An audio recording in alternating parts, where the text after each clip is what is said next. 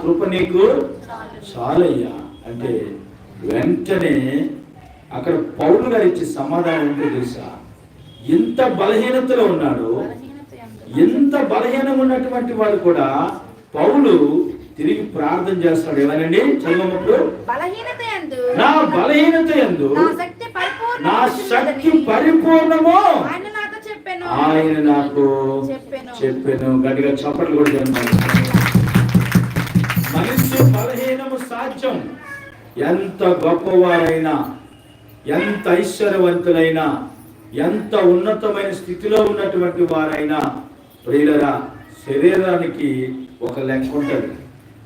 యవన ప్రాయములో ఒకలాగా ఉంటారు, నడి వయసు వచ్చేసరికి ఒకలాగా ఉంటారు, వృద్ధాప్య వచ్చేసరికి ఒకలాగా ఉంటారు.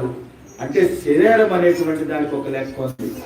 ఎప్పుడైనా చూడండి, 4 వీలర్ ఉందనుకోండి, అది వాడేటప్పుడు అది తిరిగినంతసేపు చాలా బాగా ఉంటుంది, కానీ అది ఒక్కసారి రిపేర్ పెడితే మనకి తెలియదు. అది షెడ్కి తీసుకెళ్తే ఆ మెకానిక్ చెప్తాడు అది ఎంత పాడైపోయిందో. ఒక 2 వీలర్ ఉందనుకోండి, అది పాడైపోయింది అనుకోండి, మెకానిక్ దగ్గర తీసుకెళ్తే మెకానిక్ అన్ని కూడా ఇప్పించిన తర్వాత అంటాడు దీనికి చాలా ఖర్చు అవుతుంది, అక్కడ ఆ పార్ట్ పోయింది, ఇక్కడ ఈ పార్ట్ పోయింది, ఈ పార్ట్కి సిలాగ వేయాలి, ఆ పార్ట్కి సలగ వేయాలని ఎంత బిల్లు రాసిస్తారండి. మనిషి కూడా బలహీనంగా ఉంటే డాక్టర్ దగ్గరికి వెళ్ళినప్పుడే లోపల ఎన్ని లోపాలు ఉన్నాయో తెలిసేటువంటిది. అదే చెప్తాం. మనిషి బాగా ఉన్నది చెప్పు కూడా బాగానే ఉన్నారని అనుకుంటారు కదండి. కానీ డాక్టర్ దగ్గరికి వెళ్ళిన తర్వాత ఆ డాక్టర్ చెప్పేటువంటి ట్రీట్మెంట్ చూసి అనుకుంటారు. ఒక ఆయన చాలా ధనం ఉంది ఆయనకి ఫస్ట్ ఒక కుమార్తె పుట్టింది. ఆ కుమార్తె పుట్టినప్పుడు మరి కొన్ని దినాలు అయిన తర్వాత, 1 సంవత్సరం 2 సంవత్సరాలు అయిన తర్వాత ఎందుకో ఈ పాప నీరసం అవుతుందని చెప్పి టెస్టులు చేస్తే ఆ బిడ్డకి కిడ్నీ ఫెయిల్యూర్ అని వచ్చింది. కిడ్నీ పాడైపోయిందని వచ్చినప్పుడు ఆ తల్లిదండ్రులు ఏడవలేని రోజు లేదు, ఏం చేయాలా అని చెప్పి చాలా బాధపడ్డారు. అప్పుడు వెంటనే డాక్టర్ను సంప్రదిస్తే తల్లి కిడ్నీ మరి బిడ్డకి వేయడం జరిగింది, సరిపోయింది.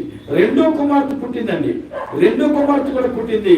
ప్రియరా, 2వ కుమార్తె కూడా పుట్టినప్పుడు మరి చాలా ఇబ్బందికరమైనటువంటి పరిస్థితి. చిన్నతనం నుంచి కూడా డయాలసిస్ చేయవలసినటువంటి పరిస్థితి. చూసారా, అన్నీ ఉన్నాయి. ఇల్లు ఉంది, సౌకర్యం ఉంది, మంచి జాబ్ ఉంది, కానీ ప్రశాంతత లేదు. ఏం లేదండి, ప్రశాంతత లేదు. ప్రియరా, ఎంత సంపాదన ఉంటే ఏంటి, నీ ఒంట్లో లోపాలు ఉన్నప్పుడు, నువ్వు ఎంత గనుడు అయితే ఏంటి, నీ ఒంట్లో లోపం ఉన్నప్పుడు, ఎంత గనురాలు అయితే ఏంటి, నీ ఒంట్లో లోపము ఉన్నప్పుడు. ఈ శరీరము బయటికి కనిపించేది ఎప్పుడు కూడా కాదండి. మనిషి బలహీన పడినప్పుడు మాత్రమే డాక్టర్ దగ్గరికి వెళ్ళినప్పుడు ఆ డాక్టర్ లిస్ట్ ఇచ్చినప్పుడు ఇన్ని లోపాలు ఉన్నాయా, ఇవన్నీ ఎప్పుడు వచ్చాయి? అందుకే శ్రద్ధకి వెళ్ళకుండా చూసుకోవాలి. ఏంటది? బండి అయినా బాడీ అయినా. హల్లెలూయా. మనం ఇప్పుడు కూడా మన శరీరాన్ని కానీ మన అవయవాలను కానీ దేవుని బిడ్డల ఎంత చక్కగా కాపాడుకుంటూ ఉంటామో అంతా కూడా దేవుడు చక్కగా ఆరోగ్యం ఇస్తాడు ఆయన కృపలో. ఆమేన్.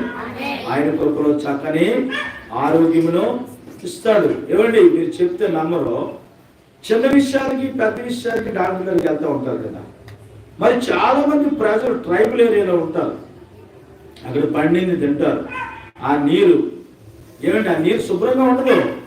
ఇక్కడ మనం మినరల్ వాటర్ తాగుతాం, వాళ్ళు అక్కడ నీరు తాగుతారండి.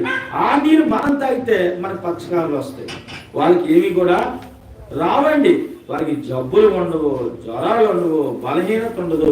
వారు చక్కగా స్ట్రాంగ్ గా ఉంటారు. దేవునికి స్తోత్రం.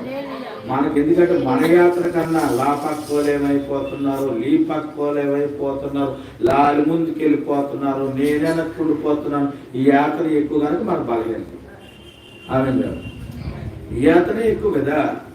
అందుకని మనిషి అనేటువంటి వాడు ఎక్కువ బుర్రలో పెట్టుకోకూడదు. దేవుని వాక్యం ఏముంది? యెహోవా మీద నీ భారము